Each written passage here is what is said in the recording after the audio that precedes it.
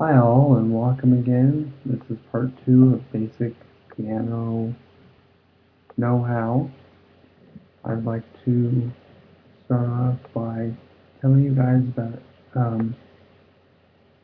how to play melody and how to play chords, and also how to put that into music notation and read music notation. So that's what this follow-up video is about. First thing that we have to realize is that music is made up of 5 different elements: melody, chords, rhythm, timbre or timbre, and dynamics. Those are the 5 things.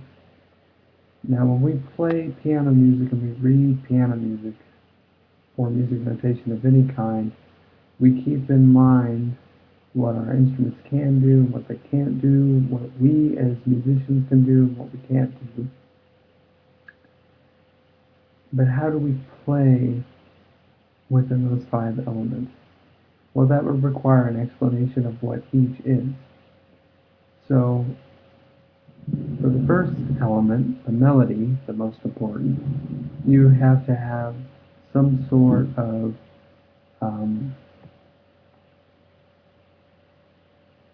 three or four or five note, whatever note structure, starting on a home pitch and going somewhere completely different. Usually melodies have an arc kind of formation where they go up and then they go back down to the home base. What I mean is when you have a melody, let's say you have something like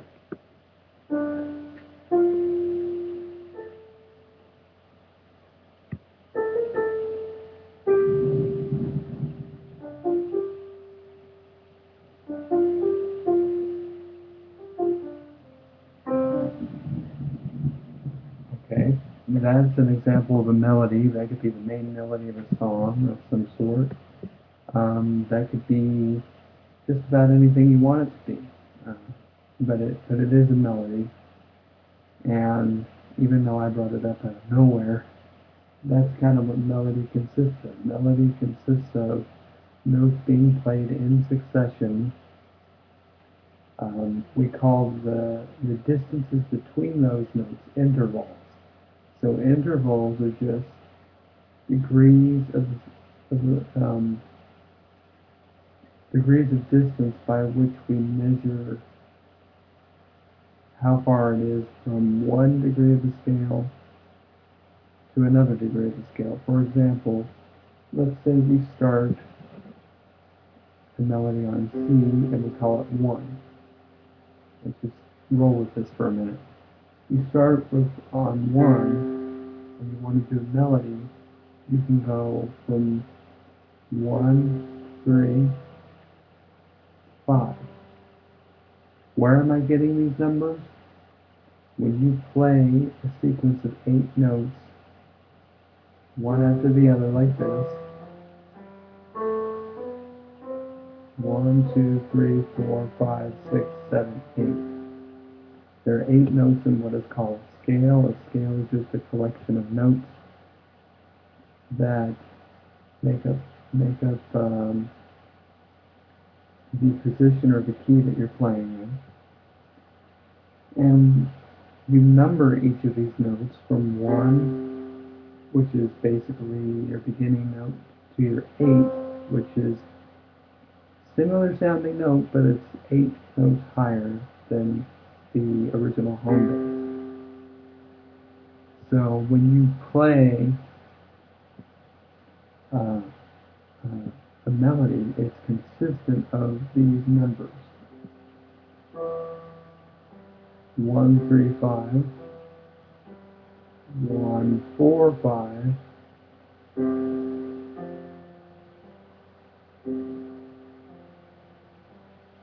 1, 3, 1, 3, or you could just do 1, 2, 1, 2. Either way, it'll work if you number, if you act as if each note is a number. Because you only have 8 numbers in an octave. Let's just put it that way. If you number each of these keys from C to C or from home base to the octave, you will be able to tell essentially what interval or distance between two notes is. So 1 to 2 is basically what we call a major second, because when we play this,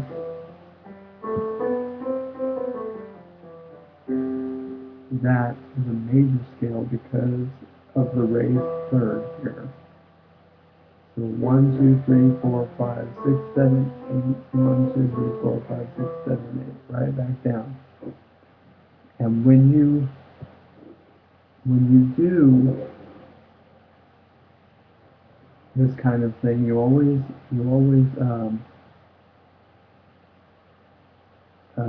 name the interval after the number of the note that's of the degree of the scale. For instance, 1 to 3, you would name this a third because it's the third note of the scale.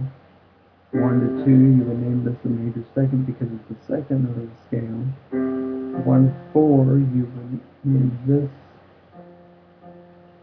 from this to this, a fourth, perfect fourth, because it is from the home base to the fourth note of the scale.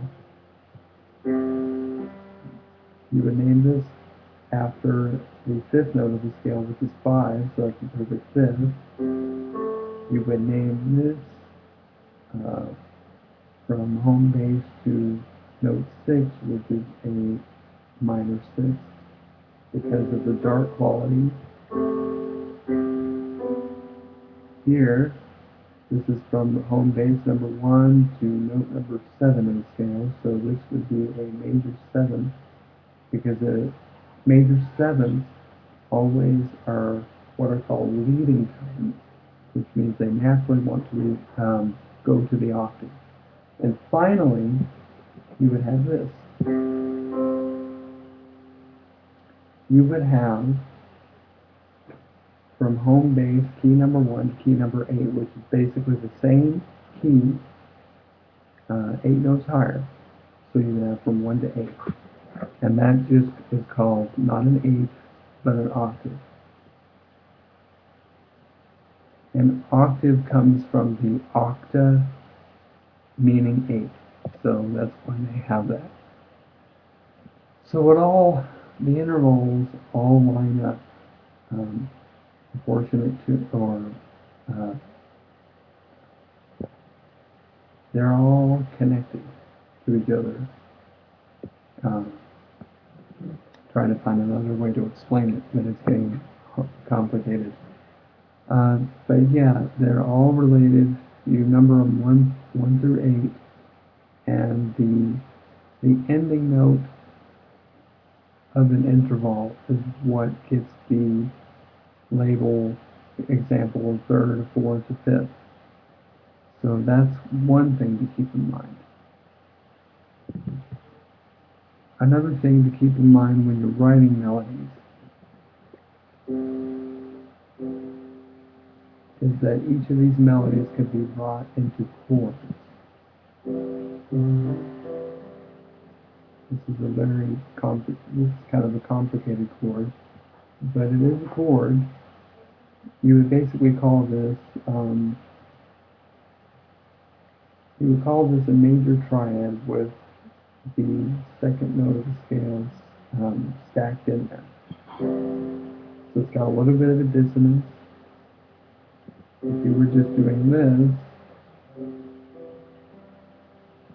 you would just have 1, 3, 5, which is basically a major triad or 3-note chord based on 1, 3, and 5 of the C scale. Let's say you wanted to change it up a little bit. You want to go like this.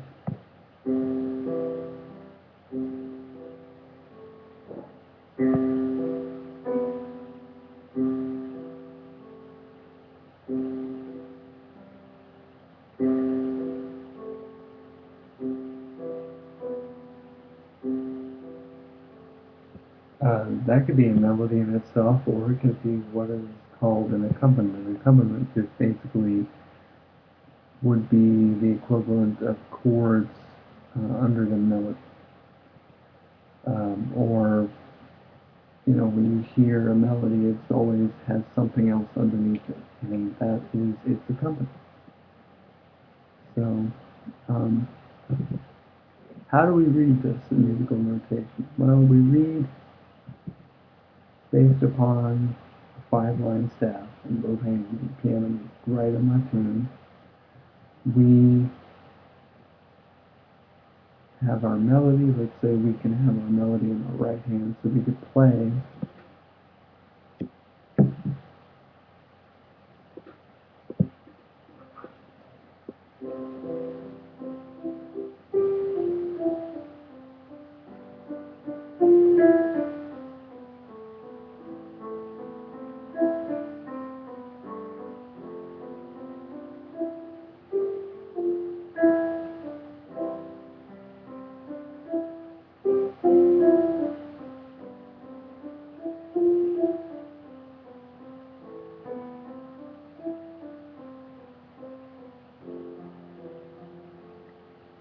you know, we could have just melody with the chords underneath, and I'll be playing chords with the left hand and melody with the right. And you would read, let's see, I'd have to bring it up, that basically, um, you basically read this by lots of practice. You can go to the other pages that I have here for music theory basics on musicianshelper.com, and there will be a chart. I'll link to it in this video, and I'll be doing more videos on how to read the music. You would basically read it by having a piece of sheet music in front of you with those notes on it. The first state of the first line below the lowest, the first ledger line in the treble clef, and the right hand clef would be the middle C. And then you would read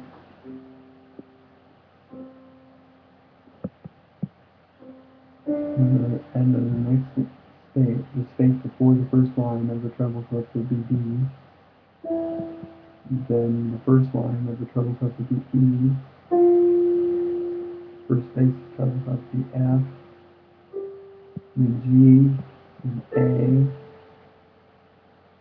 B, C, and it goes on throughout the lines and spaces of the staff. Remember when I said yesterday that there are 5 lines in a staff and 4 spaces in each the right hand and left hand staffs, treble and bass clef.